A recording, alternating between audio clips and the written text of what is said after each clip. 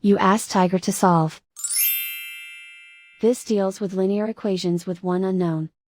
The final result is a equals 7/3. Let's solve it step by step. Simplify the expression. Move the negative sign from the denominator to the numerator. Expand the parentheses. Break up the fraction. Simplify the fraction. Find the greatest common factor of the numerator and denominator. Factor out and cancel the greatest common factor. Group all constants on the right side of the equation. Subtract 7 from both sides. Simplify the arithmetic.